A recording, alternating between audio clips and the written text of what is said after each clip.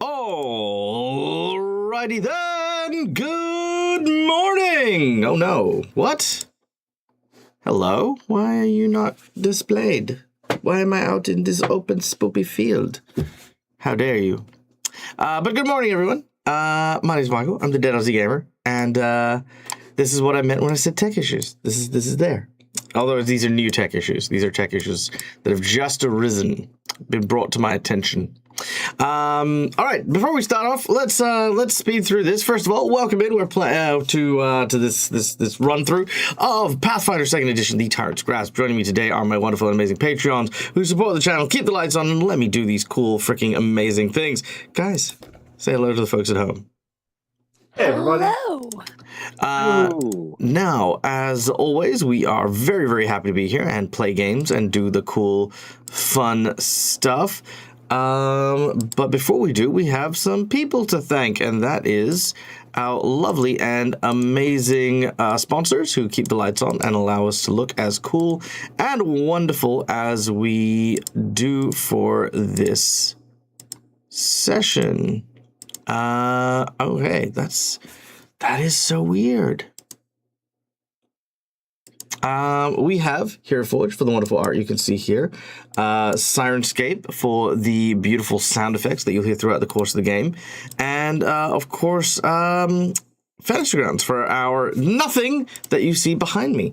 While I'm doing this, I'm now going to turn the ball over to my lovely players to introduce themselves and the characters they're going to be playing today, starting with our dear friend Matt from All Things Fantasy. Hello, everybody. I am playing the character Logris, a recently knighted knight of Eomade. He is a commander, so he tells other people what to do, but he's not really sure of himself, so he really asks quite politely because he's not quite sure if it's the right thing to do. He also has a brand new ability where he can transform like a magic girl into the Rabbit Prince, which gives him a bunch of confidence and some cool power moves. But yeah, ultimately he's just a scared little guy who's trying to cope with the idea of he's being dead, but not quite dead. But not dead, but in the lands of the dead. Reese on the other hand, there's a lot happening with Reese. I mean, not really. There's a lot of being injured happening with Reese currently, as he's staggering around here on his 1 hit point. He's just an angry boy, angrier than usual. Stuck here in this place, just continuously being attacked for no goddamn reason half the time. And yeah, it's a trip. Well, he's a barbarian. He'll get over it. He's got his little doggo to help him out and control his temper.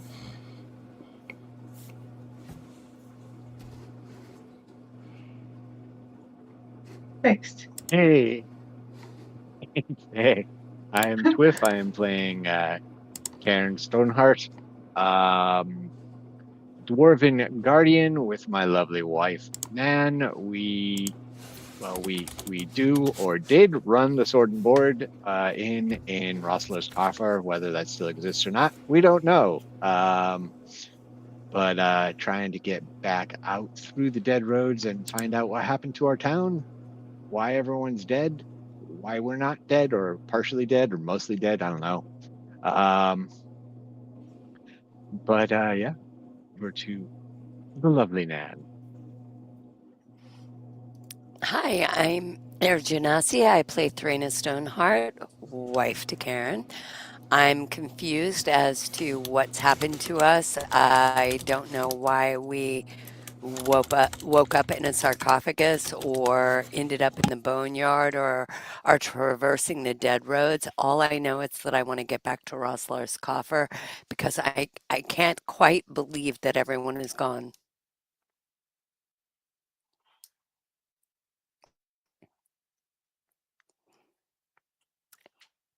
And we are currently at, what is the name of Kishkokish's house, Logris Reese? Anyone remember? The Nine The Eves. The Nine Eves. That's where we are. All right, fantastic. Thank you very much, everyone. And again, thank you to all of the lovely donations that we've received from subscriptions, from bits and all that. Thank you so much. Greatly appreciate from everyone who is throwing in there. There are quite a lot of you, as you've now entered into a hype train level 4, and the reward for the hype train is now in chat, which of course is a potion of unerring bravery, which is going to basically convert penalties that are taken from the frightened condition into bonuses. So there you go. For 10 minutes. That'll be each potion that the group will get. So there you go. Now, before we kick off, we have some people to thank. That is our lovely audience members. Guys, thank you for being here, being a part of the show, doing all this cool stuff. And as such, we invite you behind the GM screen in order to basically just, like have fun, be part of the table. We're basically going to be doing everything we can to make sure that everyone here, whether you're an audience member or a player at my seat, we're going to be having a good time. And for that, we have a number of ways you can influence the game. First of all, just by watching the show, you earn channel points. That can be used in order to influence the game in any number of ways, with inspiration, insight bonuses, wandering bosses, divine intervention, divine healing. So many cool things right there that you can use and leap and sink your teeth into. But for those of you who want to help out DAG a little bit harder with the DAG survival check, which of course is my monthly goal to try and hit, so that I can cover payments like subscription fees and books and the new materials. We do have some new materials coming up very soon, which is very exciting for 2nd edition. The Impossible Magic is on its way soon, which I'm very keen for, which includes the new Necromancer and Runecrafter classes, which I'm very happy for. I'm also hoping that they do some cool stuff with the Magus and other things that potentially got left in the wayside as well. So, lots of cool things there. But anyway, I digress. But to accommodate for that, we have some monetary donations, which give you a kind of like a more tangible bonus than the ones we receive from the channel point rewards.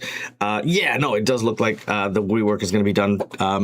It looks like it'll be really good. It looks like it'll be really good from what I understand, but we'll see.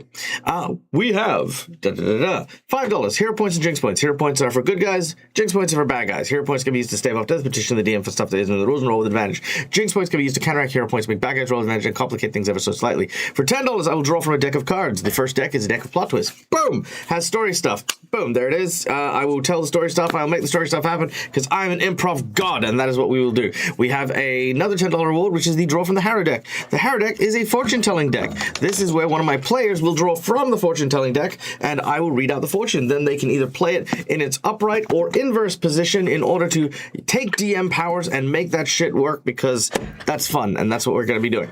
We then have our $20 donation, which is the coveted golden natural 20, because sometimes shit just needs to work, and that's how we make it work. We have a $50 donation, which is a boss buff and magic item, where we increase the difficulty of something the group is facing exponentially and throw in a magic item to reward them for their hard effort. It is not an easy fight. It is not an easy challenge, and sometimes the difficulty may not just simply be force. It may be changing the terrain. It may be adding new parameters. It may be throwing an innocent child into mortal peril. Whatever the case is, boss buff, magic item, $50. We then have our $100 secret menu item. What is the $100 secret menu item, you ask? Well, our heroes will be traversing the dead roads to their next location, which of course is Salazar's Scriptorium. And you know what?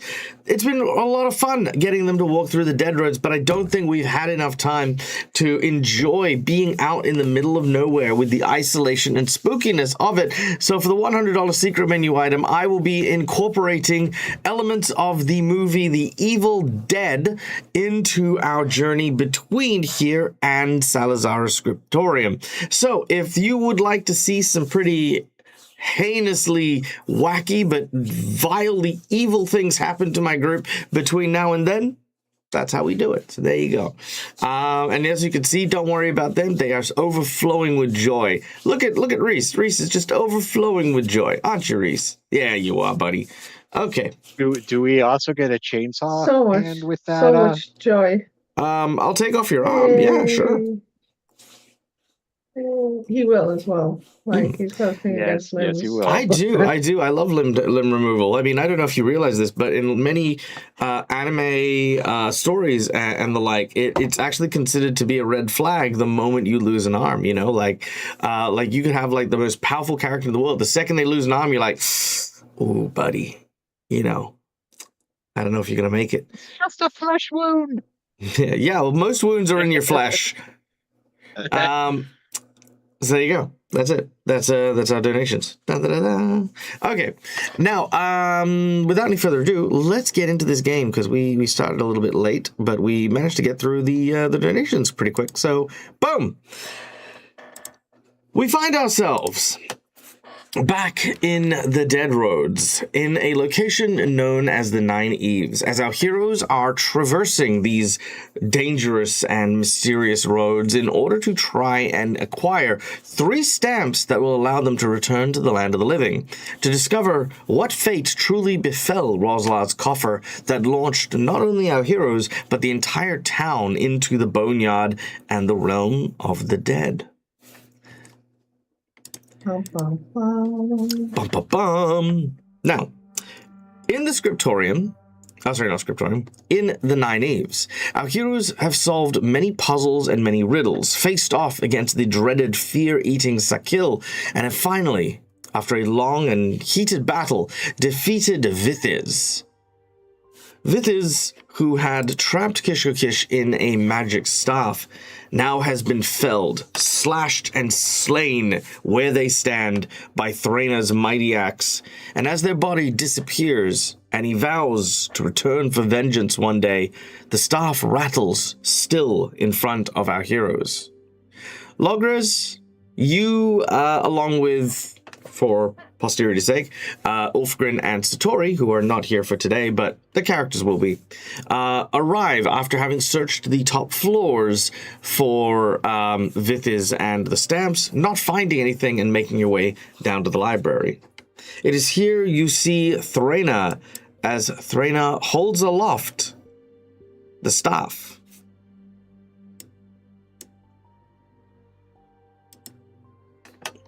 Oh, you've managed to get the stuff. Great. Just gotta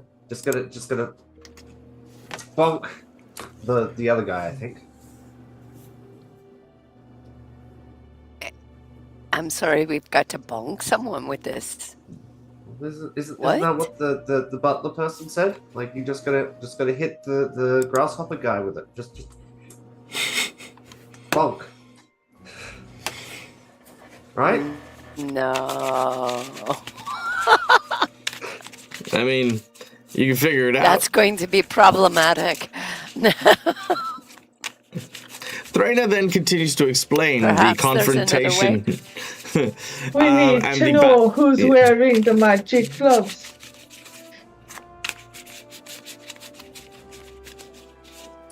Oh, right, the magic gloves. It only works with magic gloves.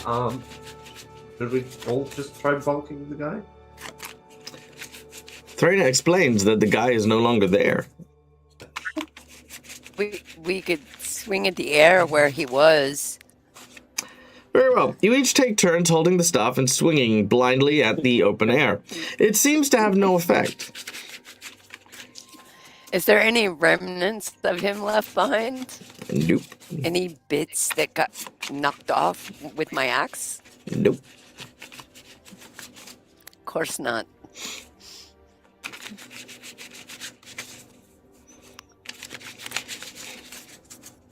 Well, this is just another puzzle, isn't it? Maybe the butler has an idea. Look, we were going to die. Was there a did you say there was like a lantern or something attached to the end of the staff, or like a light or something last time? There is a Or lamp, did I yes miss indeed. that? And that's Okay. where Kishka is, yeah? Mm-hmm. Mhm. Are you filing your nails? No. Schoolie Eye donated So- 6 plot twists, so I'm shuffling Oh, my of course deck. he did. Yeah. Maybe you have to do something with the lamp. Maybe it's not the stick after all.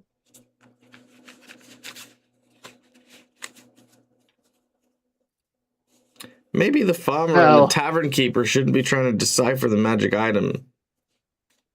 Maybe there's someone in this town, maybe someone in this building that was mentioned a few times that might have answers. Should you remotely go and ask for help?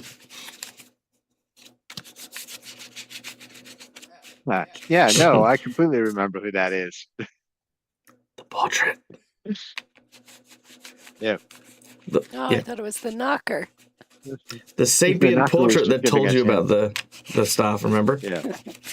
Yeah, Yeah. but I prefer, Yeah. We can go ask the I portrait. prefer the knocker and the knob. You can. The knocker's just like, you people, what are you doing? Did you steal the staff? Oh, okay. Well, see, I'm here to give you hints on puzzles. This isn't a puzzle. It's a magic item. Oh, fine. You should ask the portrait. He's just inside. Oh, fine. He's so snotty, though. He is. All right. But don't let, I mean, I wouldn't have said that, with the staff, but, that's fine. As you go inside and speak with the portrait is elated to see that you have the staff. He says, without Kishka Kish's magics, this whole place would have gone up in due time. But now that you have it, all you need to do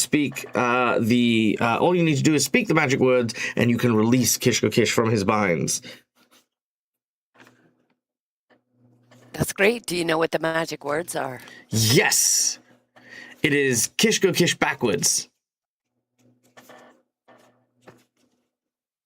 Kish us. Hiska hit. Is that right?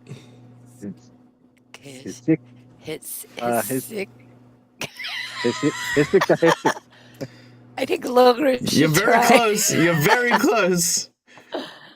Yeah, Logris, this seems more in your wheelhouse, son. Well, okay, I'll give it a shot. Kish nor Kish. Isn't it just Kish nor Kish? No. No, that doesn't make sense. Can I have it written down, please? Thank you.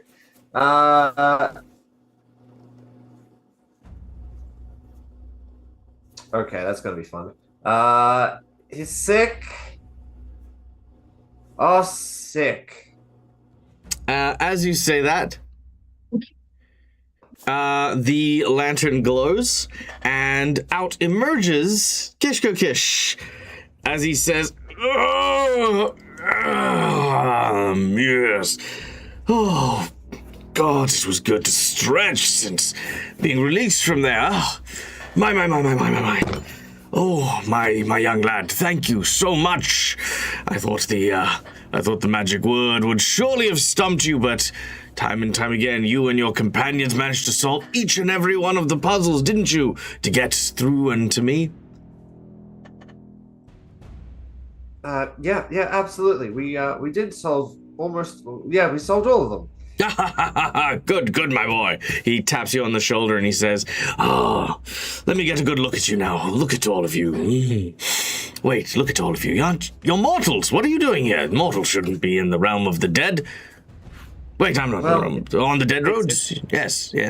It's funny that you say that, sir. We just would like a stamp so we can continue on our way. Don't give me the answer, boy. I'll figure it out. God, like he's never had a puzzle before. Let's see. What would a bunch of mortals traveling upon the dead roads want from one of the way stations ruled by one of the guardians of the dead roads? Snacks? No, too easy for snacks. Actually, I am a little bit hungry. Healing, yes, that's right. They've come here severely injured. They need healing. And he waves his hand, and as he waves his hand... To be fair, I wasn't injured until I got here, but... That's fair. And he goes, yes, that's right. You wouldn't have come here, for healing if you were injured. You got injured while you were here. Perhaps you're those people that Micenta was looking for. The ones who weren't fully dead that need to be killed. No, that would be foolish. You wouldn't have come to somewhere where somebody who works directly for one of the Katrinas of the Psychopomp realm would be seeking out fugitive souls who hadn't died yet. Because that would mean that, it would mean that anyone you would encounter would be obliged to have to kill you. That would be, dangerous and reckless, foolish even. And to then save that individual, no, you can't be these people. I have it. You accidentally forgot something back in the land of the living Therefore, you need to go back, finish your unfinished business, then pop right back to the land of the dead. Yes? Something like that? Absolutely. That's Side-eyes. brilliant. Your insight, sir, is amazing. Yes, of course. I am, of course, the puzzle master, not the puzzle sort of knows what he's doing guy. So, line up here, and we'll get you all stamped up so you can get on your merry way, yes? Good. Come. Let's see. Where did I put that stamp? Oh, yes. You watch as you know, you got the stamp that you got from the puzzle solving thing. He goes over to the stamp, he takes it, and you watch as he then takes the stamp and he goes over to a different book called The Real Stamp, and that's just the name of the book. And he puts the stamp on the spine of the book and then twists it like a key, which then opens the book, and inside the book is an identical stamp. Aha! Yes, this is the one. Boop, boop, boop, boop, boop, boop, boop. For the dog. As you all receive your stamp, once again you feel the glowing tattoo of the ink, basically sinking into your body. At the same time, you feel more whole now that this happens. Kish then smiles and he says, well, I would invite you to stay for puzzles, but my home has been destroyed, so I'm going to go and do a bit of cleaning up here before I invite the next guest. But on your way back, be sure to stop by. I'll make sure that there's going to be even more puzzles for you to attend to, even more challenging and gripping ones, maybe some deadly ones. Who knows? I look forward to that. Yeah, absolutely. But before you run off, though, you had mentioned perhaps providing a bit of healing. That would be most appreciated. But one, I'm not running off. This is my home. I live here. Number two, I've already done it. You look at your wounds, the wounds are gone. Excellent. Amazing. Thank you. We'll be on our way, but we'll see you again to test your new puzzles. I hope so. Looking forward to it. Journey safe, my friends, and we will see you very soon. I'm sure of it.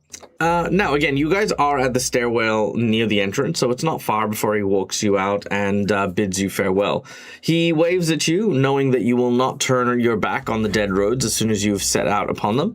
But as he does so, he turns back to go into his home. That is when he turns and he notices there's something different about his home.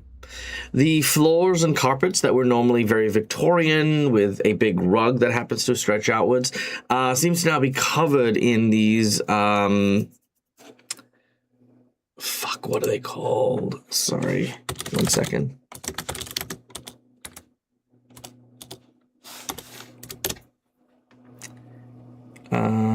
Marigolds. That's what I'm going to call it. That's what they are. Yep. There are... I was expecting something so much worse. I don't know why. No. It's basically covered in multicolored marigolds, like just everywhere, on every surface, all the way down the corridor. And there is this, the sound of bells or chimes of something as a figure steps into the pathway. She then looks at Kish, and Kish smiles and says, "What missing souls? I didn't see any missing souls. Did you? Did you see any missing souls when you were here? Come, we should have a look. Have a drink. Let's talk more." And he closes the door behind him. As you set out upon the dead roads, leaving the Nine Eves, the grey, foggy distances between your left and right side seem to conceal a number of terrifying horrors. As you walk, the sounds of your footsteps crunching on the cobblestone that leads forward seems to only be broken every so often by the sounds of something galloping across the unmarked and untrodden roads. Every now and then, shadows dart between the trees that seem to be hidden by this cloying mist. As you're walking, you have a moment to talk to each other, to discuss what happened at the Nine Eves, and of course what to potentially expect going forward in towards Salazar's scriptorium.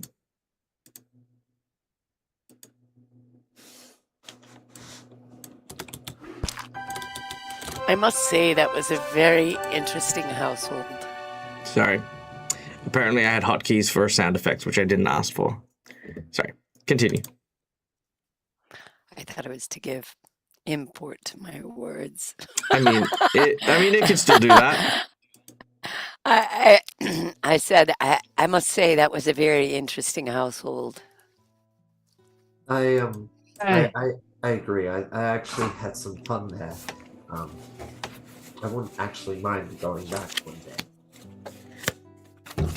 Nor would I. It was certainly an improvement over the cavity house, or whatever it was called, the one with the teeth.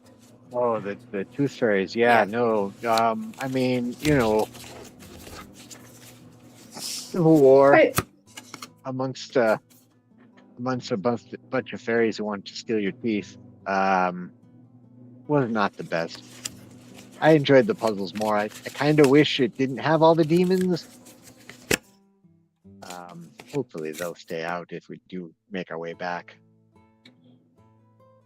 It does make me wonder what we face at the scriptorium. That's our last waypoint, isn't it? Does anyone Right. remember? Yes. I think that's it. I mean, how often do you reckon these way stations like get attacked like this? Are they always, attacking, or is this just some large coincidence just for us? Well, I mean, with the fairies, with the tooth fairies, they were kind of attacking themselves, and I'm not sure, but the feeling I get is that might be somewhat more of a regular occurrence amongst them. But yeah, as far as an easy path, I don't think the odds are in our favor. Well, if I I remember, don't want to be a cynic about this, but we're 2 for 2 on danger at these things so far. if I remember correctly, the person who runs the scriptorium, she was described as someone who was very intelligent and finds people dull. Well, that will be great for us. Yes, maybe, but I also fear that you might be right, Mr. Khan, that we're going to encounter some form of danger or misfortune.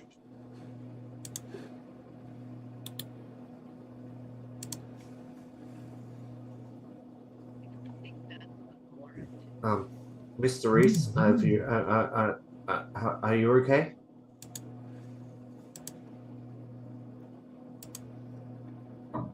Yes, I'm feeling much better now. I have a decidedly enhanced hatred of insects now, I think.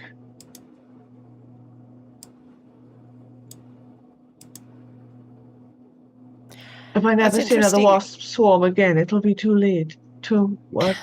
Whatever. Too soon. That one. That's the right one, yeah.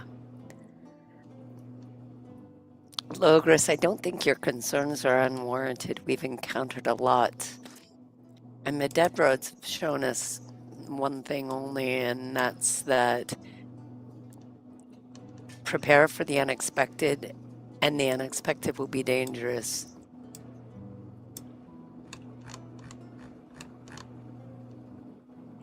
I wonder if, even though she becomes bored with people, we might be a curiosity to her for being mortal on the dead roads. Interesting enough that she might aid us. But We could hope hopefully for not. that. But hopefully not too interesting to keep us. Yes. Yes. I don't think it's that interesting, right? Yes. We're I think just a curiosity. our hope is that she doesn't want us to stick around, so she'll just give us her stamp and let us go on our way.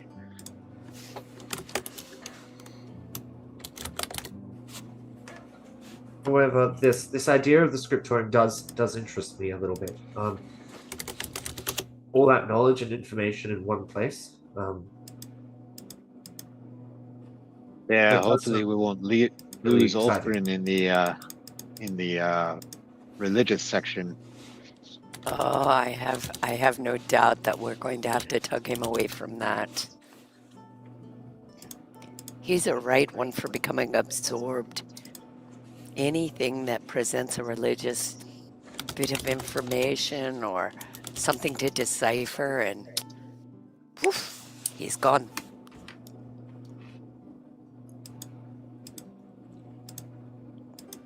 Is anyone else concerned about the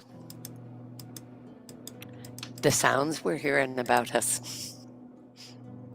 I mean, I've been trying to talk and distract myself, but I'm actively trying to ignore those sounds. Thank you for pointing them out, Miss Thrainer. Really appreciate it. well, I mean, we do need to maintain a certain situational awareness. As long as they stay off the road, we're okay. But I think keeping an ear and a weather eye out, and making sure they stay off the road. As you do so, keeping an eye up on the road as you press yourself forward, eventually up ahead you see what looks to be a small campsite in the middle of the dead roads. There is a man who seems to be here, with their back currently facing towards you, who is tending to a small fire and what appears to be a hearty stew.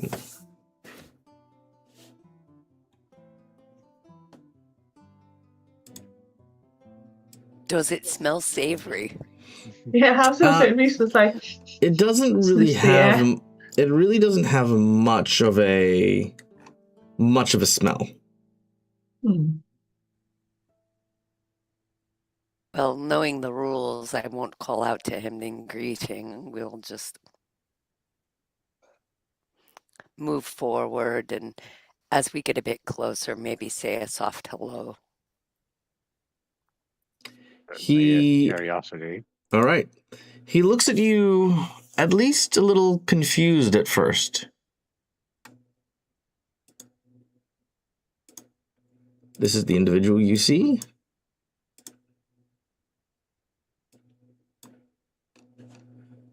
Who goes there? I do not recognize you. Please step forward into the light. I do so. Ordinal light. Travelers on the dead roads. Well, now I have seen everything. Pray, who are you and why have you come here? Oh, well, why does anyone travel to dead roads? They're either going to the land of the dead or away from it. And which way are you traveling? Hoping to make our way back to the land of the living. I see. As for you? Well, I am neither here nor there. My home is upon the dead roads. You may call me Eric.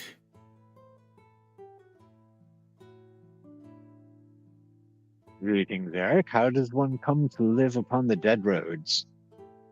Well, surely you were told that there's no way back.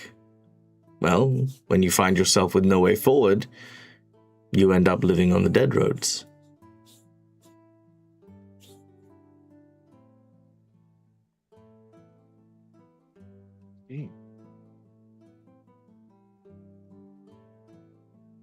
That seems a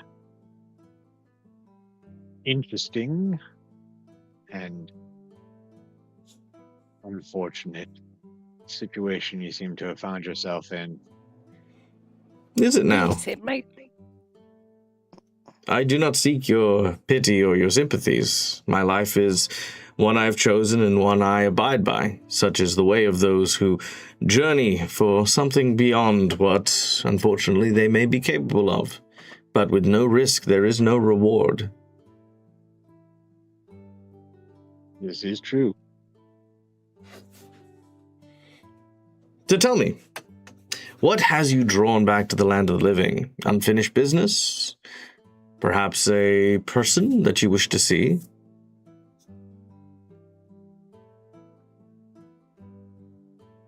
It's a complicated tale. But yes, there is unfinished business, certainly. Well, why don't you grab a seat, enjoy some of the stew, and perhaps tell me the stories. It has been so long since I've had company. I would welcome it. Appreciate the offer. I'm, All right, I'm remind me, what's the equivalent of an insight check in Pathfinder? Perception. Kind of want perception. I do want to kind of get a vibe on this guy. Sure, not a problem. I Anyone gotta else who find would my like? notes on the rules. Anyone else? Anyone else is more than capable of doing so. Logos is going to tug on Reese's shirt or sleeve or something and whisper into his ear, we cannot linger here, Mr. Reese. We can't stop. He seems fine. I'd like Seems like a traveler. Yeah, seems like a nice guy. Keep in mind, a low perception doesn't mean you're falling for a trick or anything. What it means is that you No, can't. it just means it just means you can't get a beat on this guy. You know. Yeah, no, exactly. He seems legit to me. Does he seem legit to me? Let's see. You haven't really spoken to him that much, but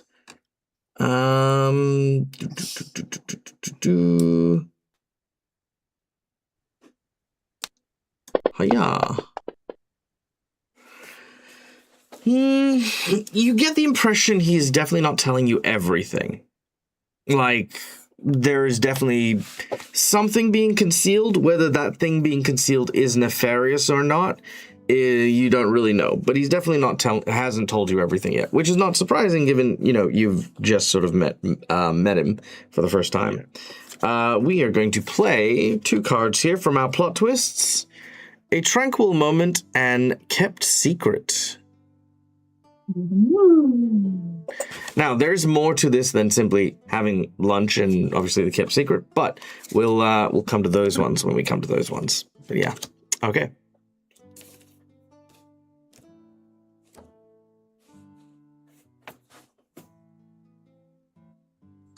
Logos isn't a big fan of staying here for a while. He's not a big fan of waiting in one place upon the dead roads themselves. As you look at Logos, he kind of wants to keep moving forward to get up to the next checkpoint. Okay. As Logos expresses this, what do the rest of you feel? We'll be on our way soon enough, but I think Thrain is trying to remember whether or not the rules included not consuming food. No, that's fairy. Okay. That's fairy rules. So, in our talking to this guy, because I was assuming that either we're all just kind of like standing in a line, just talking to the air in front of us. Because you can't. I mean, can you? I don't even think Reese would dare turn to the side really to look at someone next to him. So, has this guy turned around to talk to us, or is he still doing the whole facing forward thing as he talks? Or... He has turned around a few times to talk to you. I think you should have him hold your dog.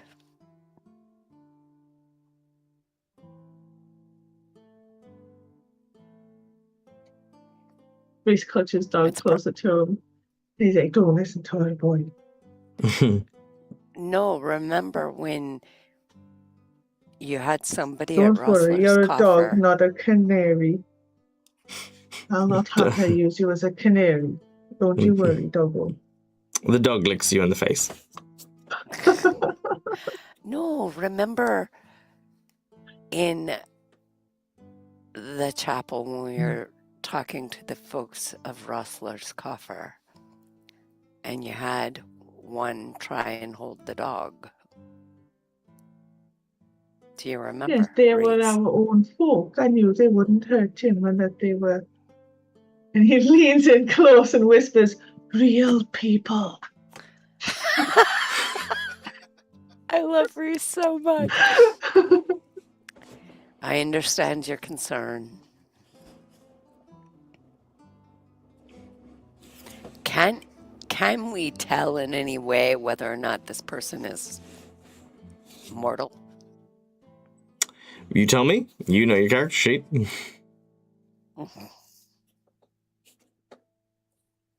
What would it take to recognize that? I mean, weren't the people of Rossler's Coffer sort of, Wispy and ghosty. yeah, a little bit? Yeah. So this guy Is this definitely guy a doesn't. little? No, this guy doesn't have any of that. Okay. Is there any kind of like heraldry or Ghosts wouldn't eat, symbology would on they? his armor? Not that Uh, Reese would recognize it, but is there any kind of symbology on there that As you take a closer look, you do see an eye that is on the center of his chest.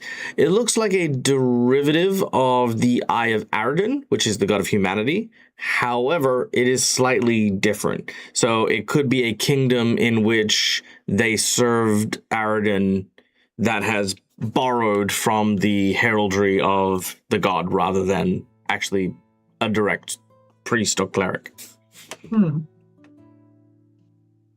Reese probably wouldn't like? Well, he may know a little bit of that, but anyway, he's still just going to ask.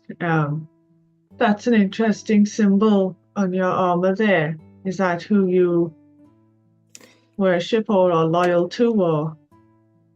Oh, yes, no, long ago, in a time before the situation I find myself in, I was part of a platoon of soldiers garrisoned to safeguard the kingdom. But I suppose I wear it now only as a part of me. When you go to the dead roads, or when you go to the land of the dead, should I say, you tend to manifest in a way that you truly see yourself.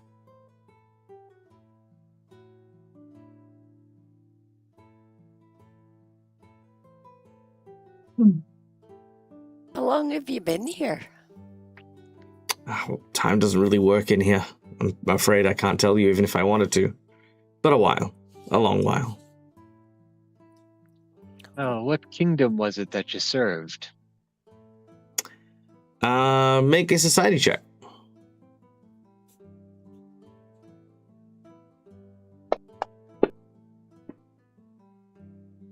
$22. You have never heard of it. Never heard of it.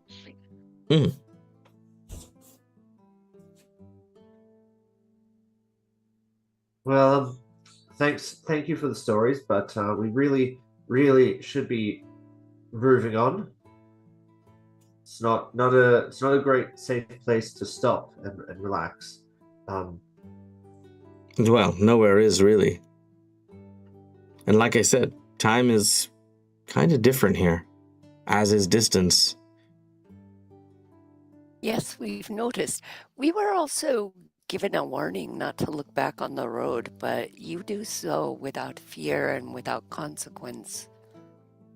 Well, Why is that? No one said that it was without consequence. Ah, I see.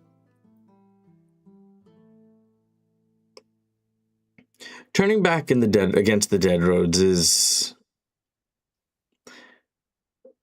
for people who can face what's behind them. What gets you from behind isn't a monster or a beast or a creature to drag you into the night, but the person you were. All your weaknesses, all your doubts, your anxieties, every regret you carried, every burden that you did not wish to share, all of it.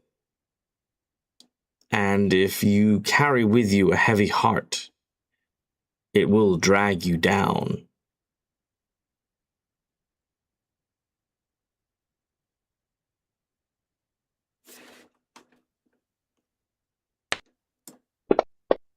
It's really quite profound, actually. Thank you. It is a sort of a monster. In a way, yes. But if you can face it, then you can travel the dead roads free of danger, much as I do.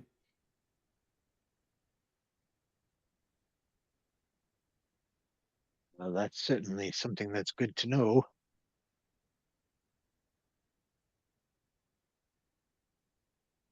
But, well, you can see Logris is like fidgeting, knee going up and down. You see him. We've He hasn't actually stopped. He's slowly moving millimeter by millimeter forward. Still, it's almost as if he's afraid to stop moving. Mm-hmm. He's not obstructing you, by the way. Like, in no way, shape, or form is he preventing you from leaving. No. He is, however, very confused why there are these long silences between your questions. Because, he invited you to eat and, While he would love to share a repast with you, I get the sense that my companions would like to not lose time. If you'd care for more company, you're free to walk with us, but we cannot stay. Well, I stress again, you won't lose time for staying here. Because if you have nothing to gain, if you don't have it to gain in the first place, then... But it's a perception, and that's an internal thing. But it doesn't exist here. I mean, your perception of time... I mean, for example, if I asked you how long you have walked along the dead roads, could you tell me? Minutes? I'd say several days. Days? How do you measure a day? It's a feeling. That's why I say it's a personal thing. Thraina, at this point in time, Thraina actually takes a moment. You realize days. What was a day? Was a day a feeling? Well, I mean, you knew what a day was because night happened and day happened and then night happened and then day happened. None of this happened since you entered since you were in Rosla's tomb. How long were you in Rosla's tomb? Hours? Minutes? How long before Umbel and Thoot found you? Minutes? Days? Years? What about being in Rosla's coffer, or even on the dead roads themselves? You realize you've actually had no measure of time apart from how injured you've been this entire time. It's a very disorienting thing. Like trying to figure out where up is while you're in space. It's everywhere but nowhere. Time has passed, but as to how much time has passed, that's almost impossible to tell. But surely it must be days, right? I mean, we have had some sleep. And really, you can only go on your own sense of things. What I'm trying to communicate to you players is that your characters are losing that sense. Yes, I get that. Yeah. And she does feel that with a sense of dread. She doesn't like it. Yeah. Even the resting thing isn't a measure anymore because again, being in this place, rest and fatigue don't work in the same way because you've got a foot in the grave, so to speak.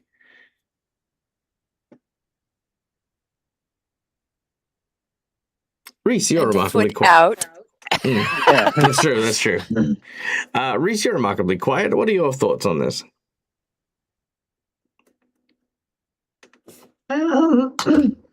Reese is kind of with Logris. She just wants to get out of this place. It's like, regardless of this conversation of time or time passing or not passing is irrelevant. He wants to be out of here, like, as soon as possible. So any delay, as far as he's concerned, is still making him feel more anxious. So, yeah. I love it. Yeah, so he's like with Logris on that one. He's just like, I would like to just leave here. I don't care how much time is or isn't passing, but I can feel worse for being here.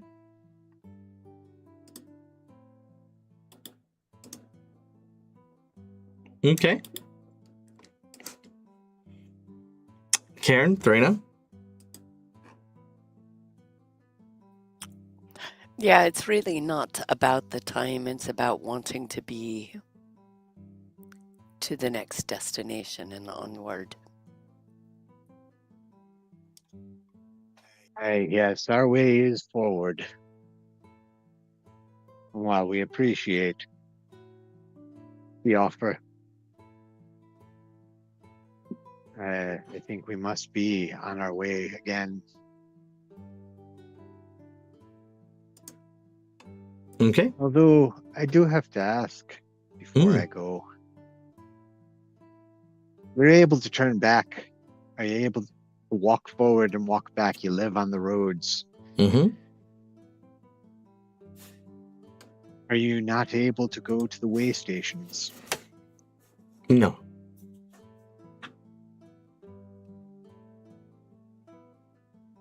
Is there a reason that you can speak of?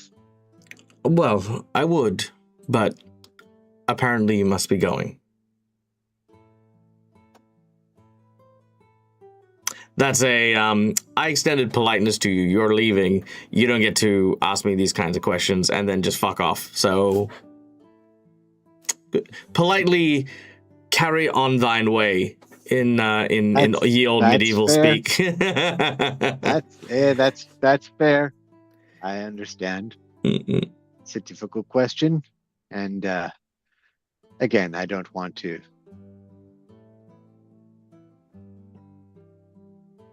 ask you more than you're willing to tell.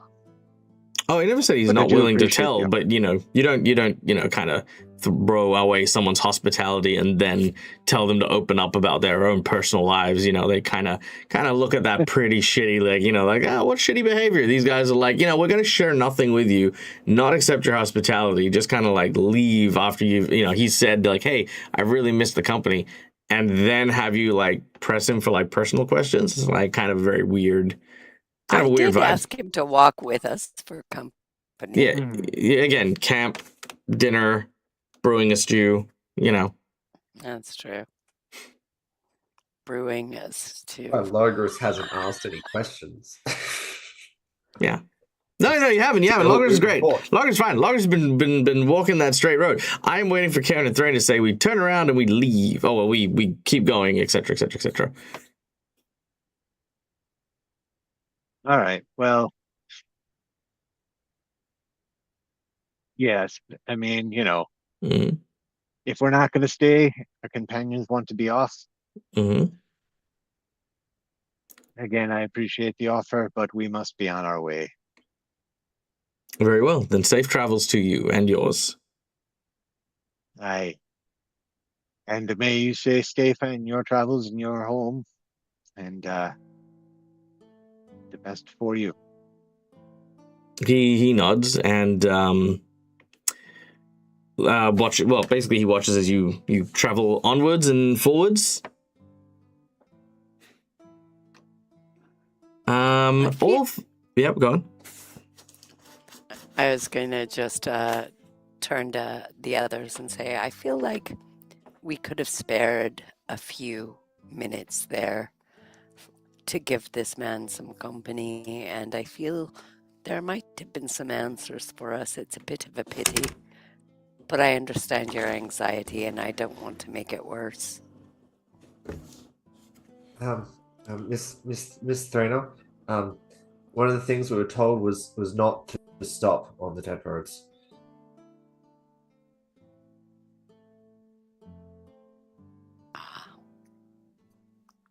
Fair point. Okay. In theory, if we stepped for even a couple of minutes, something bad could have happened. Well, I feel at any moment, even if we keep walking, something bad can happen too. But fair point. On our way. All right. You continue on your way. Now, I will point out, That was the tranquil moment, and the kept secret. Now it's not a secret; it's a kept secret. So there is a kept secret. So I want my players to take off their headphones so I can share something with my audience members.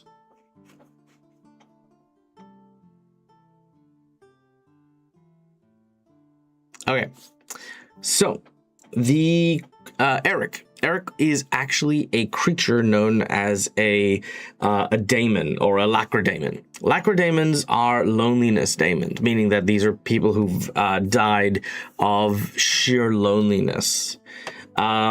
The daemons are always an embodiment of some sort of irrefutable death, like some method in which they've died. You know, you've got daemons for drowning, daemons for death by old age. You've got all kinds of different daemons. This one is a daemon death by loneliness. Now, from this point on, the lacridaemon is going to be stalking the group, looking for an opportunity to allow that isolation to get to someone. So if a player or character does end up isolated, Eric will return to try and like psychologically let them feel like they're no longer being looked after, like there's something missing from them.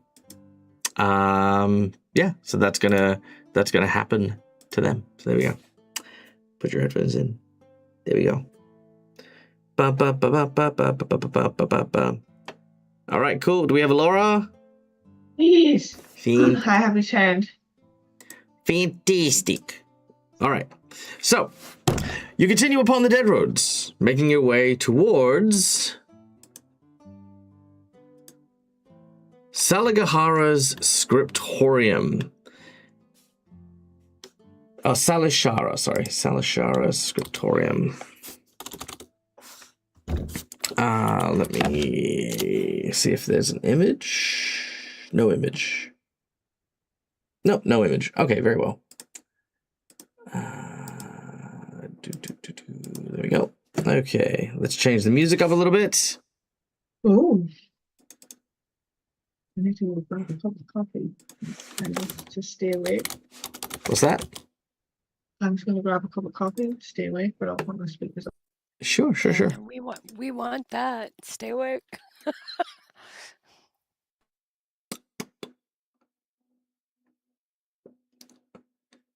I want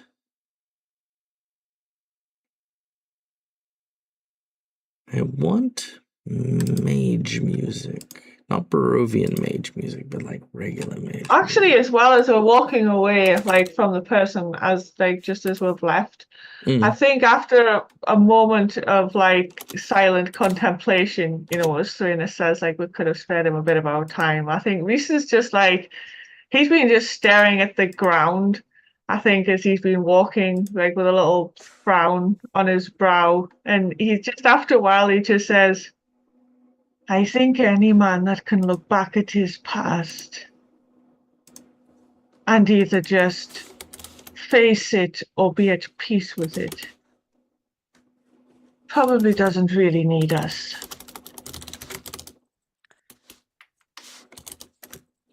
You know, Reese, that's pretty deep. I think you've got a point there. That's someone who's at peace, isn't it? Or seems to be. At peace or just, well, doesn't care. Ah, Or has been driven mad. ugh. Fucking rude. Just the fucking guy having stew, and he's like, oh, that's fucking crazy. Either that, or he's just a not uncaring cunt. You know, like fuck that guy. Look at him and his fucking. Oh, Either look at that me. or I can he's a have stew on the psychopath. dead roads. Fucking I thought he was walked. at peace. Walked. Yeah, no, you're fine. But walked 10 feet, and Reese is talking shit about this guy. What the fuck? Well, no, he just means that, like, you know, anybody that can look back at their past like that is either, as far as he's concerned, at peace or doesn't care. He doesn't know this guy specifically. He's just, you know. That sounds like you talking shit. Sounds like you fucking. Okay, anyway, sorry, my Orca started coming out. Okay, All right. A massive. Okay, so this is a large compound that you find when you arrive at Salazar's scriptorium. A huge and tall, towering building, which seems to peak at a sort of mage's tower in the center of this courtyard. It is a sprawling wooden stone structure that kind of looks like a modern day university building that has been misplaced somewhere in like the forest somehow. The road ends here. Unlike the other locations where the road went past with a deviation to a different location, the road actually leads directly to the front door here. Wherein which, pacing out the front, back and forth, is what appears to be a very cross-looking individual.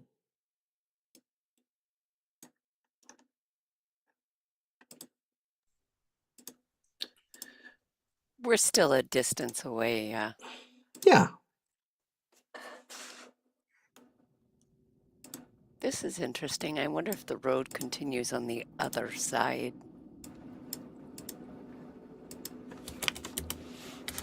Or if this is the last way station, maybe. The end is on the other side. That We would get through be here, we're out. That would be nice. But look at that lady. She looks cross, doesn't she? She's just walking back and forth very, very poignantly. She's huffing and puffing. She is huffing and puffing. That's never a good sign. Do you have anything to make her happy? Well, given you've not spoken to her, know absolutely nothing about her wants and desires, I mean... No, I'm talking to my party. Oh, sorry, my apologies. No problem. I don't really think we do have anything. It's just like... I suppose you find out what the situation is. Hopefully it's not any more hostile takeovers. But then again, it might be 3 out of 3. Everything comes in threes, right? Do you want me to talk to this woman?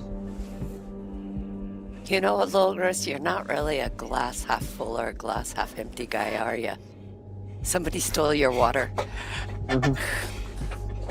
Yeah, no. Yes. Go and talk to her. Let's find out what's going on. Very well. Logris will be the first one to approach. Hello. I'm Logris of Tithsleth. Oh, yes, I know who you are. Of course I know who you are. And your companions, yes, Reese and Cairn, Thraina, Ulfgren, Satori. Of course I know. Did you just come here to give me useless information? No. No, you didn't. Oh, you've decided to posit that you are in some way, shape, or form, some form of use to me right now. Well, by all means, please, Sir Logris, tell me how you are going to be of help to me right now. Yes? Anything? Well, I can perhaps... Let's start with this. With What's my name, dear? Logris will say the name of the scriptorium. Because Matt is Make a wisdom things, roll. But Logris is probably really good at remembering things. Yeah, Not we'll find intelligence? Wisdom. Okay, wisdom. That's fine. 14. Yes, Salagahara is the name of this woman. Yes, well, of the scriptorium, should I say? Yeah. And as you say it, she says, "Very good. Well, it seems like perhaps you do have something lurking between your ears. Here, have this." She hands you a biscuit. Oh, thank you. It is a chocolate chip cookie. Oh, amazing. Thank you. That's kind. Good. Well, if I could hazard an educated guess as to why you have ended up here of all places, is because you need my approval in order to get a stamp to then return you back to the land of the living, yes? Yes, if that's not too much trouble. It's plenty of trouble presently, but we'll get to that in a moment. Now, I know precisely why you want to leave, and it has nothing to do with the fact that your home or your location of residence that you had in the land of the living is yet in an unknown state. It's because you have someone who set their sights on you, someone quite dangerous, in fact, someone who I would prefer not to be dealing with because, as far as I'm concerned, their feelings towards things are of no consequence to my important work. Do you understand, Logris? Yes, I do. You see, Michinta has set you as, what was the word she used? Abominations, right, abominations to the order of life and death. And she wants to see each and every one of you well and truly dead. I know all of this, frankly, because she told me.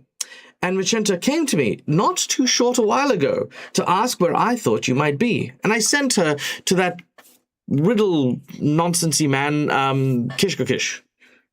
She should be arriving there now, in fact. Surprised she didn't make you on the way. Well, she explained to me that I should see you slain by my own hand if I wish to retain my position as keeper of this waypoint. Do you now see my problem, Logris? Yeah, that's quite a predicament. I'm sorry. No. What is my problem about that situation presently? Come on now, use your thinkings. Because if you don't kill us, you will lose the power over your way station. You'll go back you're so close, darling. How about the rest of you? Anyone else want to hazard a guess as to why something like that doesn't bother me at right this moment? Huh?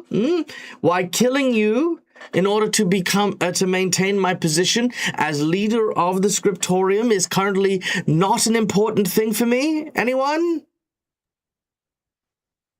Because someone already took it from you. Give the handsome man a point. Yes, if I was in fucking charge of this she can't fucking be way handsome. station, I would not be standing out the fucking front in the cold. That is because my... She starts to speak in different languages. She says, because my attendants decided to stage a minor coup and throw me out of my own fucking waypoint. So then this bitch comes in, tells me I have to kill you to maintain my position. Maintain my position! Can you believe the audacity of it when I currently require assistance getting into my own fucking house? Huh?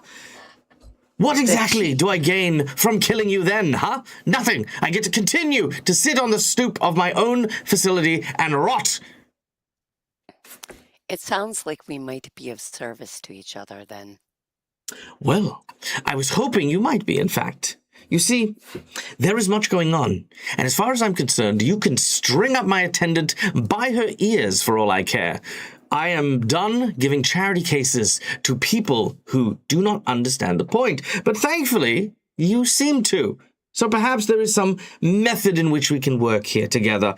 You depose my attendant and allow me back access to my facility, and I will give you, with glorious recommendations, the stamp you require to return back to the land of the living. That sounds most agreeable. Wonderful. Now, my work is far more critical than I'm sure I have time to explain to you. So time is of the essence here. My current field of study is dreams, how the mortals dream and intersect those dreams with desires and other realms and locations. Don't assume that I'm going on a tangent here. This is all relevant. My conversation is surreptitiously intentional, you see, because my chief attendant and assistant is an associate researcher named Mrs. Pedipalp, who has been using my research equipment for their own studies, not into dreams, but into nightmares, things which terrify the mortals. She knew that I would not abide by this, and of course I don't, and though I knew she coveted the dream gate, which I had personally invented, I'd assumed her distractions with the Nightmare Realm were merely acts of fancy and flippantry, things that I didn't need to take care of or persistently worry about. Well, color me surprised. After I declined Michinta's offer to go and hunt you down like some sort of half-rate hunter, it seems she then went to Mrs. Pedipalp, offering the same deal to her. Then the rattletrap ousted me, appointed my assistant the ruler of this scriptorium, and then kicked me to the curb. My assistant, Mrs. Pedipalp, now master of the scriptorium, apparently. My staff, my Dreamgate. This is an outrage. An absolute outrage.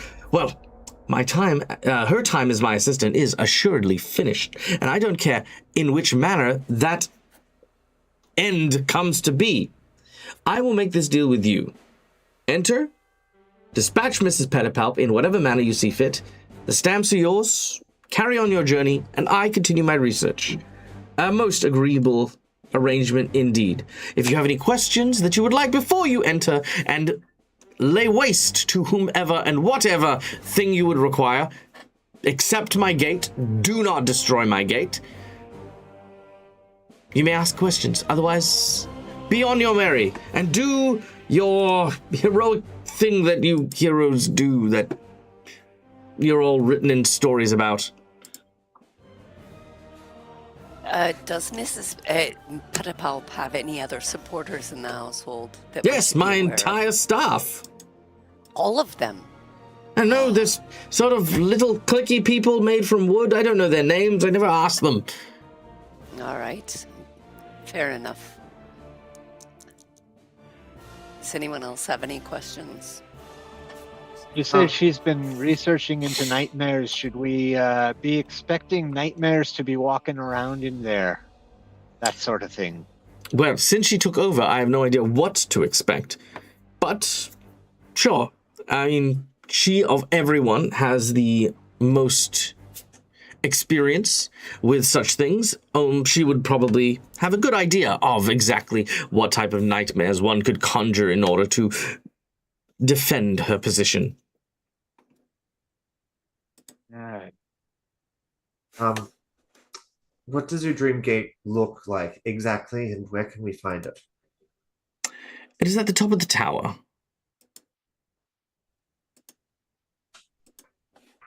Thank you. That's most likely where she'll be, don't you think? I I'll say think so. this to Logris, yeah. Just kind of looks like a big gate made out of wood, made out of metal. And it's good to know what it looks like to make sure that we don't destroy it. The Dream Gate is just a nomenclature, perfectly suited to it. It looks like a gate. It goes to the place of dreams. It is pretty much exactly that. If you look at something and you go, that appears to be very gate-shaped. And oh, look, the other side doesn't appear to be another room, but in fact a realm filled with whimsy and chaotic elements of creativity sprawled out in a dreamlike esoteric sense. Yes, then that is probably my dream gate. All right. Well, that's good information to have.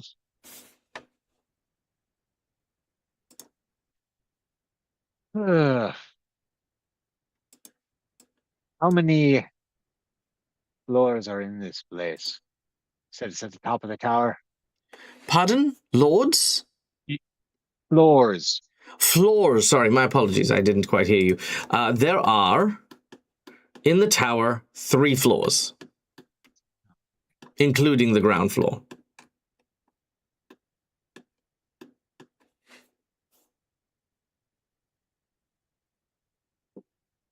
I mean, seems fairly straightforward. Go in, kill everyone. Don't destroy the gate. I will also point out, you can kill everyone, but your goal is to simply get rid of Mrs. Pedipalp. Kill her, Right. get rid of her, whatever. I don't care what you do to do that thing, but I would take it as a personal favor if you didn't just willy-nilly destroy the entire facility for no reason. Oh, no. No, Good. no. We don't destroy for no reason, but Good. we'll defend Just wanted to be ourselves sure. if we need to. Logris kind of side eyes Thraina. Brandon will take I'm a little not- step back.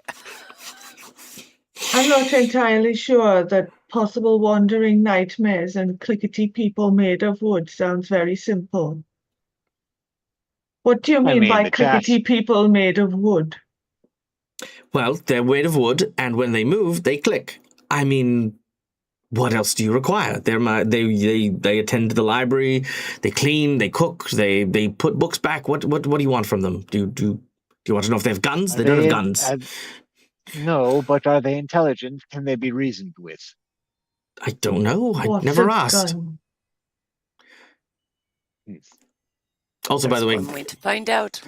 that's right. You guys also do know what guns are. Guns are a thing in Pathfinder. Oh, Yeah, okay. no. Okay. I mean, you might not have Whispered. experienced. I mean, you might not have personally experienced a gun, but you, firearms are a thing. Although I do understand the thing, because the university is very modern, so it does feel like there's a time dilation, which there is, some for sure. I think maybe. Anyway, good question. Okay. All right. Well, if there's nothing else, I guess I'll stay here. Off you pop. Go on. Chop chop. Thank you. What are you waiting for? Packed lunch? Karen's just gonna. Karen's No, just the gonna biscuit will be whisper- fine. Thank you. Yeah, whisper to Nan as we're walking in. I kind of get a bit of a feeling as to why there was an insurrection here. Shh, love. She might hear you. Come on. Let's go. All right. Let's now share the map with you guys. Okay. You are at the entrance to the scriptorium. The door opens very, very easily for you. Mrs. Petitbelt, Salas Sahara tries to reach in, and you see electricity basically zap her hand as she tries to cross the threshold. She's just more testing to see if, obviously, the restrictions are still in place, and, well, yes, they are. Shocking. Sorry. I will move forward and just stick a finger through to see if I get a shock as well, or if I can pass through without issue. You can pass through without issue. I will do so. All right. As you enter, you find yourself in the entranceway. Oh, sorry, one moment. Let me unlock your movement thing. There we go. Go. Two wooden doors, deeply carved with the images of quill and pen and open books, stands to the east of the entry hall.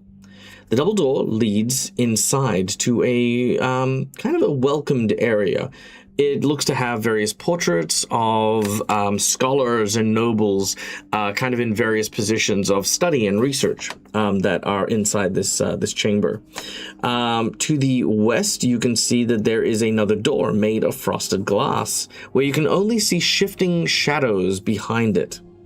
To the north is an alcove with several empty coat racks. And another door to the south/southwest seems to angle down towards a hallway. So, there's like a door here and a frosted glass door here. The frosted glass door is the one where we're seeing shadows behind it. Yeah. And this is kind of like a coat room/a valet room. Well, I think we should probably check all the rooms, make sure that there's not anything lurking that's going to come out and jump us as we walk past. I think that's fair. All right. Take a look at the coat room. So, this room has a narrow peephole in the door. As you go to it, it appears to be locked. Can I see anything through the peephole? You can indeed. A small wooden humanoid seems to be spread out upon the floor, the top of their head blown clean off. It is a dead female weirwood that seems to be laying kind of slumped on a single chair. A weirwood is this. Oh. It's like maybe not everyone Oh, there was we go. on board with the with this insurrection. There you go. That's what weirwoods are. So yeah, clicky wood people. Hey, is anyone else getting a strong case of deja vu, or is it just me?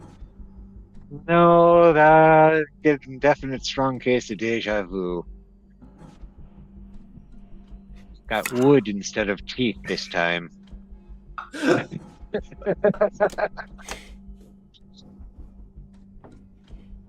Well, I think That's it's a so funny. I think it's a walk with your shield up sort of situation here. Keep my shield raised as we make our way through but yeah, let's check and see what's going on behind these glass doors. Maybe knock first. Okay. We don't know if they're necessarily hostile or not. There seems to be some that may be and some that may not. All right, bear with me for one moment because I need to do some stuff while you're here. Okay, yada yada yada yada yada. Okay, so. All right, I need everyone. Sorry, Karen, I need you to make me a will save when you saw the body.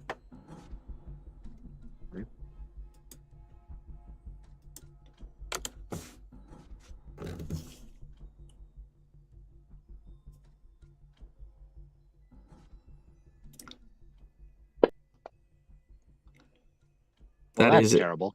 That is terrible. Okay, cool. Good to know. I got a hero point, but I'm going to save it.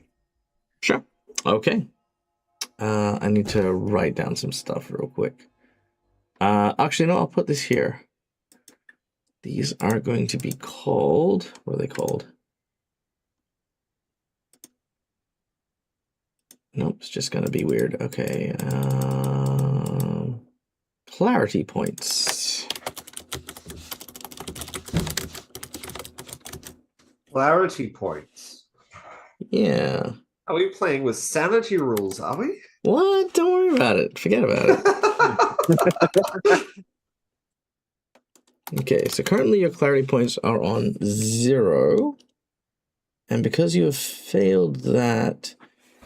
Okay, so you are going to be taking -1 penalty to save versus fear.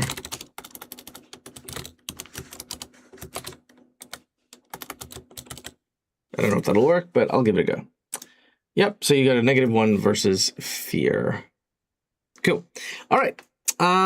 For you, in a moment, as you like leave the kind of peephole that you were looking at, the valet, the wound in the flesh of the creature start to leak blood. Despite the fact that they actually look like it's made of wood, it's bright red blood for sure. Weird. I would have expected it to be green.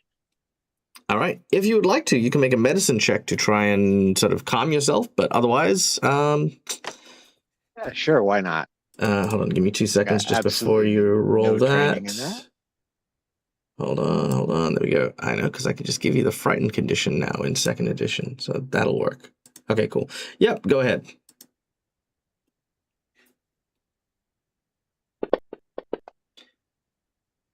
Okay, very nice. 17.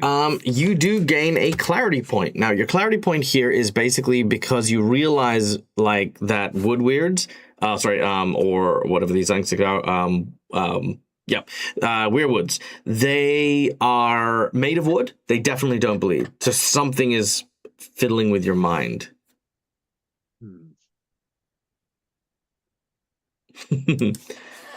All right. Does that get rid of the frightened, or am I just still no?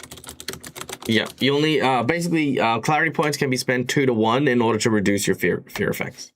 Okay. So you've just gotten 1 now from examining that. Okay, onwards and upwards. You make your way to the frosted glass door.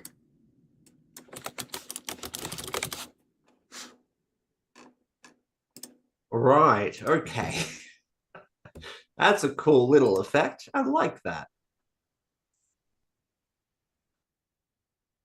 As Can makes his way up to the door, I guess Logos will have his spear ready, kind of curled up like behind him.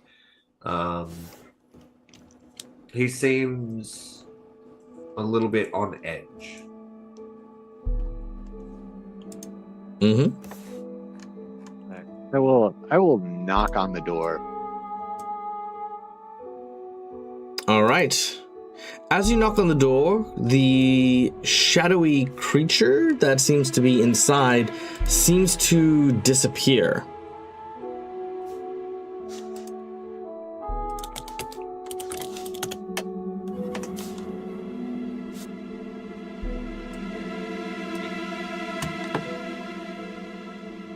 Mr. Kane, what'd you do? I just knocked, trying to see if it's friend or foe. And, well, The shadow disappeared.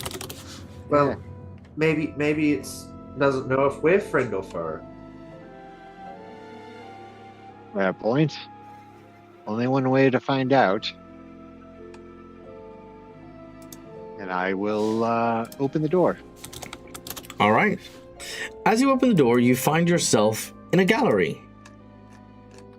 Several glass cases stand around this room and are mounted on walls, each bearing several ancient sheets of parchment or some kind of yellow book, each case lit with only a small dim candle that casts flickering shadows around the room.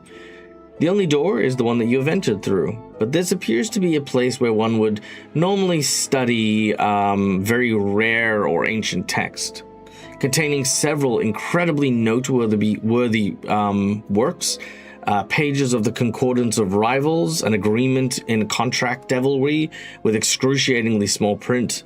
Most of the cases have small latches, which seem to be able to be opened easily, but have very intricate locking mechanisms that seem to keep them sealed shut.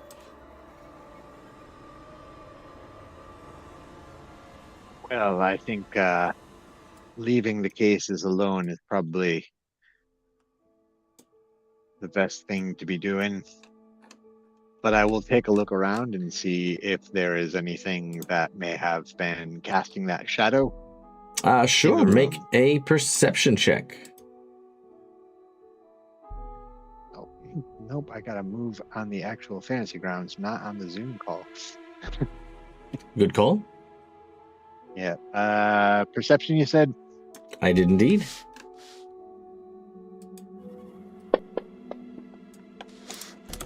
It is a 22. All right. Anyone else looking around? Yes, sorry. Logos will be as well. But not Yes. very well. He seems to be distracted by some of the texts. Perception, alright. All right. Cool. As you guys look around, a small figure seems to be darting around at the top of the shelves. One that appears at first to have a very rat-like body, but then when you examine its face, it appears to be almost humanoid.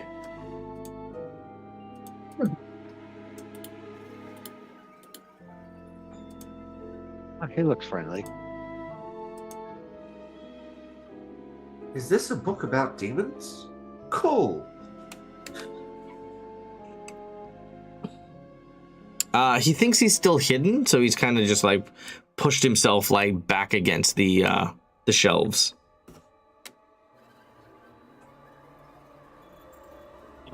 So I will, not looking at him so that he doesn't know that I know he's there, just kind of call out and say, "Hello, you mean us no harm? We mean you no harm." No harm, no harm. I've heard this before. Monster hunters, killers, kills everything strange. Berthold is strange. You kill Berthold. What's your name? Berthold is Berthold. Hey, well, we're not monster hunters. We're just travelers. And we've no need to kill anyone who means us no harm.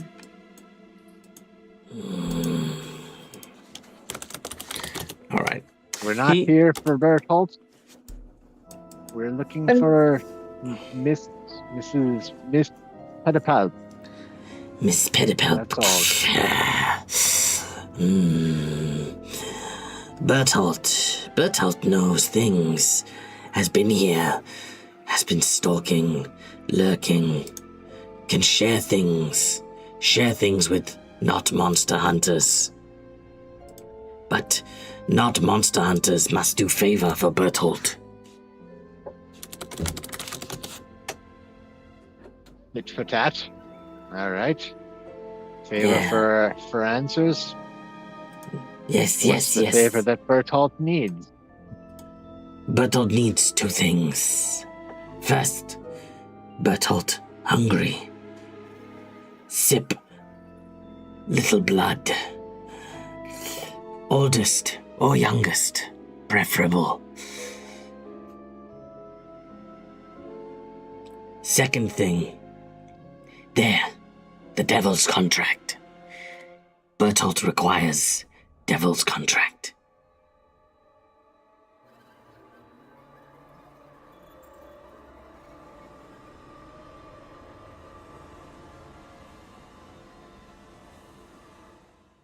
Blood and the devil's contract for answers. Well,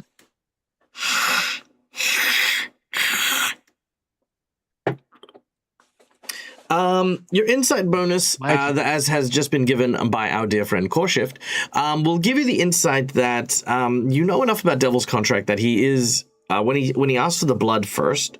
That could have been something he concealed or something he lied about if it were to be used for a ritual of some kind.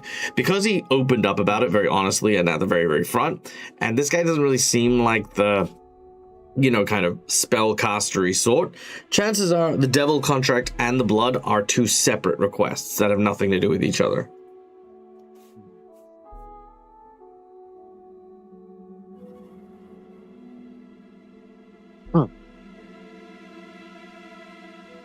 Well, I'm the oldest. I can certainly spare a bit of blood. You don't mind it in a cup, do you? Cup fine. As for the devil's contract, that's a trickier ask. Yeah, can Logos... Is the devil's contract on display, or... Yeah, it is in one of the... Let's see here.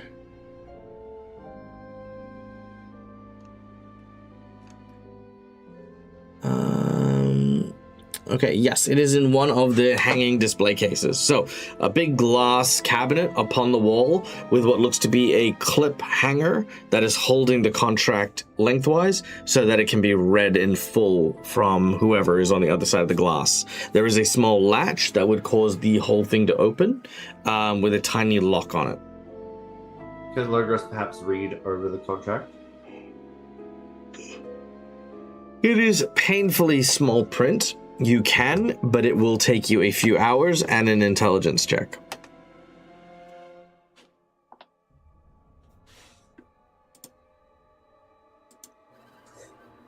I can't just... I will, There's no... Logos will turn to Kane and just kind of shrug. It'll take me it might take me a couple of hours to decipher it, and even then it's not necessarily able to be understood.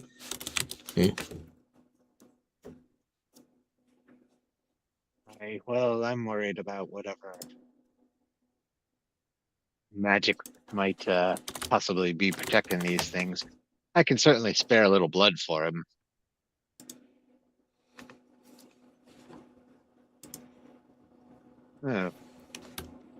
Pop out of my bag and prick a finger and bleed into it for him.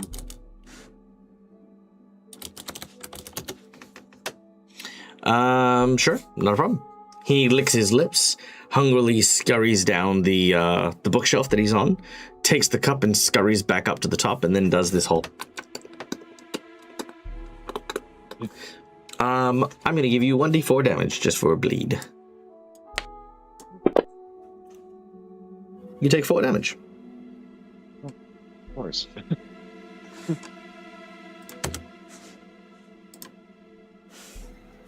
Okay. Does anyone recognize what this thing is?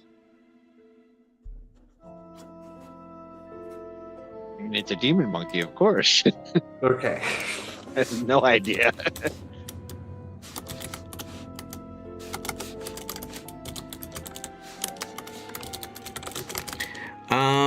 I would say that you guys might be familiar with it from your region. It is called a ratling. They are just kind of weird more than anything else. They're scavengers mostly. They live in the seedy underbellies of things. What can I tell you about ratlings?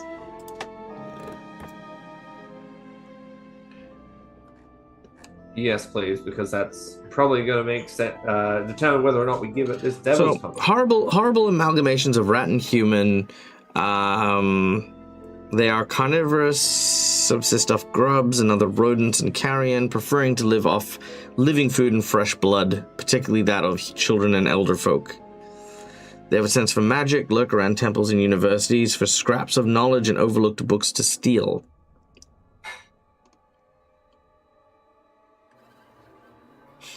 Think of them like familiars. They can be used by wizards and casters as familiars and stuff. Elder ratlings can potentially learn things like class levels and stuff like that. So, if it's super powerful, it can do magic, but, otherwise they're attendants or assistants to spellcasters.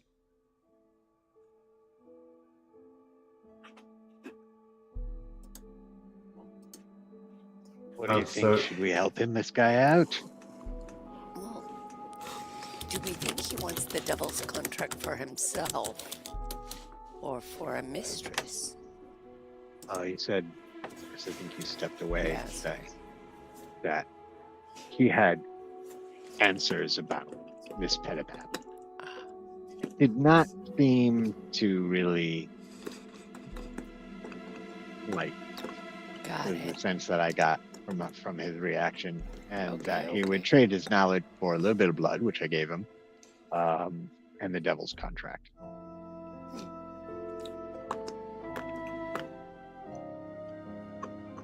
I'm Might sorry. we ask? Go Go on. ahead. I was going to say, might we ask what you intend to do with this contract? No.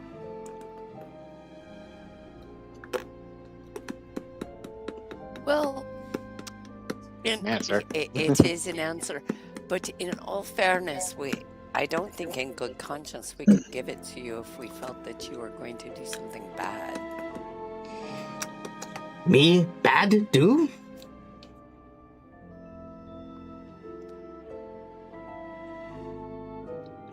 That is You. the question. You. Weapons. Soaked in blood. Worried about poor Bertolt and piece of paper. Pot. Well, Called it's Kettle called Black. The devil's contract. It's true. It's true. You have a fair point there, but it's called a devil's contract. That sounds infinitely worse than self-defense. Self-defense. Never went to war. Never killed because ordered to. Lies. Soldiers. Warriors. Paladins. 3. Know your kind. Your kind very familiar to our kind. Morality. Judgment. This is privilege. Either information you want, or information you no want. Berthold care not either way. He's got a point there. Logris, He what are does your got- thoughts? Now, Logris, you are a knight, not a paladin, correct? Or you are a champion? Yeah. So there's I am a knight. Yeah. So there's a slight difference, and I mean it's a very minor difference of where you stand on morality. For you, the service of your mission has trumped the morality of your ethics. But that being said, you've never really had a chance to practice that. Though Karen and Thraina, you have both been soldiers and you have gone to war. You have killed because you were ordered to plenty of times through your very long and very decorated careers. Logres, you have never killed anyone or done anything of that nature because you were told to. So, yeah. just as a thing for that. Yep. Well, I'm sorry, Mr. Burholt. You see, there's if you could tell us a little bit more about what the contract does. You don't necessarily have to tell us what you're planning on doing with it, but maybe if you can just tell us a little bit about it, it might make us a little bit more less hesitant to give it to you.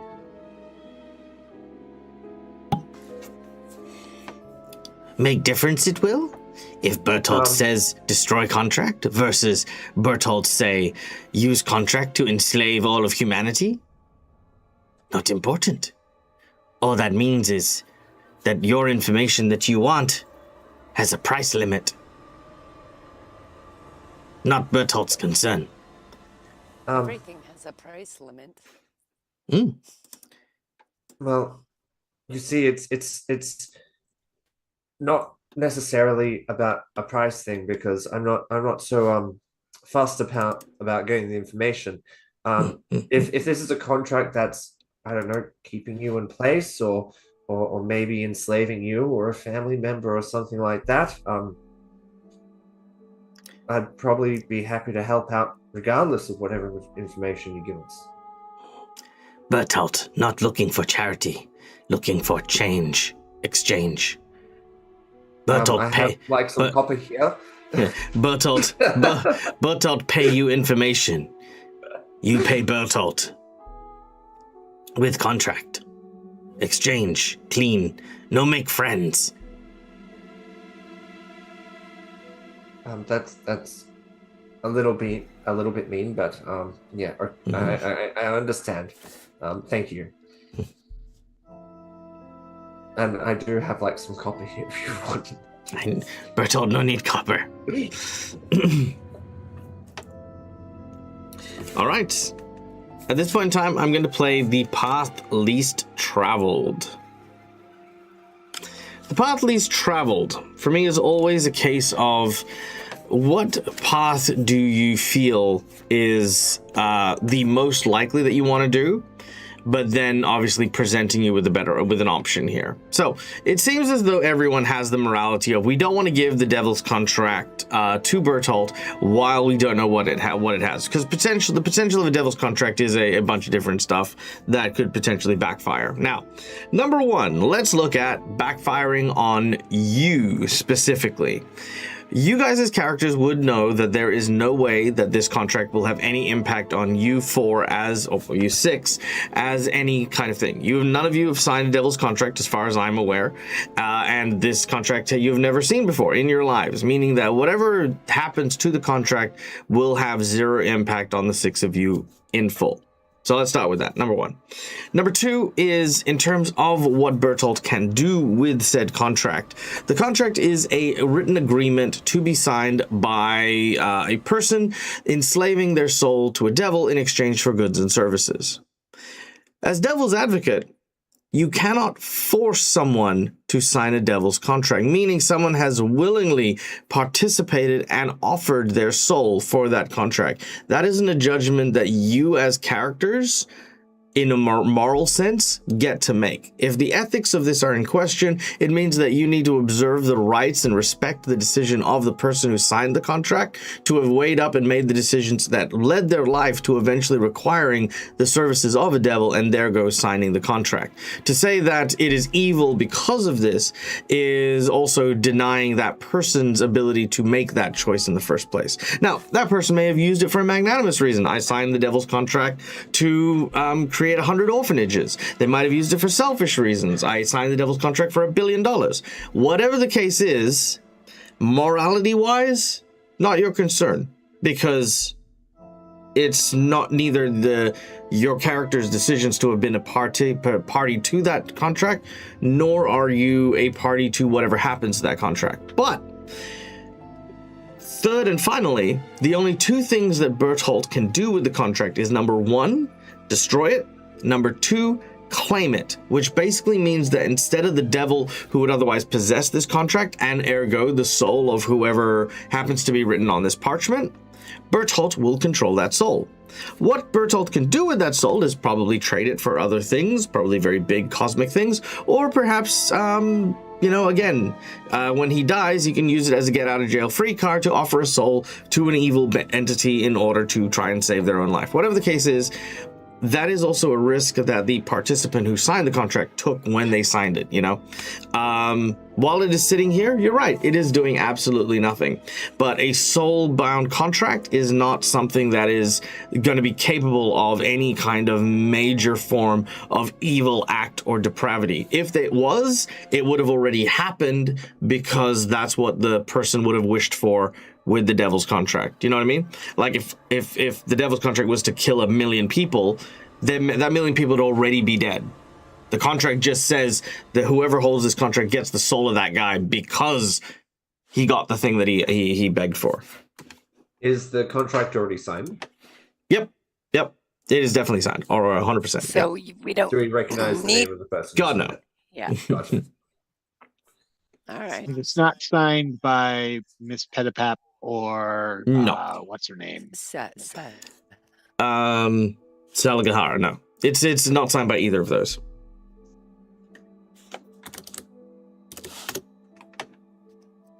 All right. I think we should do it.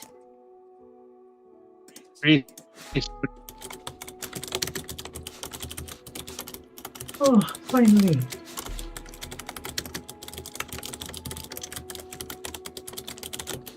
Look, it's the most pragmatic way to get what we need. Oh, I know.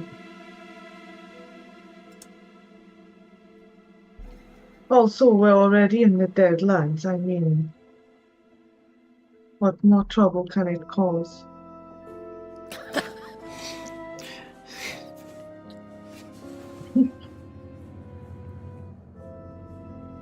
Well, if that's the case, then that's the decision. I'm not so great at lockpicking, so Lorgris will attempt to smash the glass. All right. You don't need to try. You will smash the glass, but as that happens, a huge wave of darkness envelops the room. You are plunged into the black. And that is where we're going to end today's session. All right. What's going to happen? Is it going to summon a demon? Is everyone going to have to fight this giant four-headed monster? We'll find out next week when we come back for more Tyrant's Grasp. But in the meantime, guys, thank you so much for listening. Where'd the giant four-headed monster come from? What? You know what's really funny is I keep saying four-headed monster, expecting people to imagine a monster with 4 heads, but instead I'm just imagining like somebody with like a massive forehead. Giant forehead. Yeah, four-headed. Yeah. Perfect. Yep. All right. We unfortunately did not get through Pivotal Moment and Moment of Glory. We did. I'll also throw Deja Vu back in here because Deja Vu. But we did do the secret, kept secret, and the Tranquil Moment. So those were done. What was the other one? Didn't I have one more? Did I drop it? Or did I only draw 5? Yada yada yada. Oh no, that was Path Least Traveled. So that was the one I just played. Yep. Where did I put that? We played. Oh no, I put it on the top, didn't I? No, I didn't. What the fuck did I do with it? I had it like a second ago. Anyway, I played the Path Least Traveled. I did. I know I did. And so there we go. We got. You definitely did. I definitely did. Okay, so yeah. Anyway, well, I'll have to find out what the fuck I did with that. Jesus. But yeah, so we played the Path Least Traveled, which of course was the information of like, why should we agree to a devil's contract and stuff like that. Which, I hope you guys realize is like, not a, hey, you should do this, but more of a, let's give you guys some perspective that people don't often consider when looking at stuff like the Devil's Contract. Because the moment you say Devil's Contract, everyone immediately, sphincters pucker up and people are like, oh, devil, that's bad. Yes, no, it sounds scary. We're about to be tricked in some way, shape, or form. We need to know everything before we do stuff. And that's not a bad thing, mind you. I'm going to point out that's not a bad thing in the slightest. But actually, Devil's Contracts are pretty, like, once they're signed, it's a done deal. It's a thing. It's a deal that they then need to kind of mess with. But really, it only affects the people who's made the deal, not you guys. Yeah, it doesn't have that much power, but yeah, no, we managed to get through a bunch of them, which I'm really, really happy about. But yeah, but that brings us to the end of today's session, which I've had an amazing time with you guys. It was so much fun. I loved the bit with Eric as well. That was really, really sweet, and I hope you guys enjoyed Kish and Salagahara. I tried to make them very, very different characters. I find that both of them are very intelligent characters that are back to back, so it kind of felt like they might be very similar. So I made Kish kind of like this like doddery old man who likes games, and Salagahara this like very stern librarian university kind of person. But yeah. Also, I don't know if anyone noticed the tiny bit of Astarion I weaved into Salagahara a little bit, because I was watching the clip of like when he Yes. when you resurrect him from after the solar beam, and when you give him the line but I thought you were immune to the powers of the sun. Yes, so did I. But apparently there's a limit. Somewhere between a nice summer's day and the full concentrated power of the sun. It worked beautifully. Yes, it came through. Nice. Yeah, so I did like throwing a little bit of Astarion into the librarian too. So there you go. All right. Cool. Well, guys, that's it. We'll see you guys next time. My name's Michael. I'm the Devil's Game. This is my place. This is my face. We'll find it here more later on today when we are back for Gatewalkers, which is more adventures. And speaking of Gatewalkers, if anyone in chat is interested, we do have some open seats available coming up for our adventures. These are the chat times. They're in the chat. We have one seat available for Wednesday at 8 a.m. Australian Western Standard Time. We have one seat available two seats available for our Friday game at 8 a.m. Friday 8 a.m. Game, because that one is ending soon. We're going to be seating that one. We also have one extra seat available for Gatewalkers coming up as well. So yeah, lots of room, lots of places. And if you want to, go check out our Patreon. Updates will be made later on this week, so people can sign up for them if you would like to. And Rykon, if you're in chat, I miss you. And if you can, come play. We miss you. That's it. All right. That's it. In the meantime, however, guys, that's it. Stay safe. Stay wonderful. Be kind to each other, because why the fuck not? It's free. And until we meet again, game hard or die trying. Good night, folks. Bye!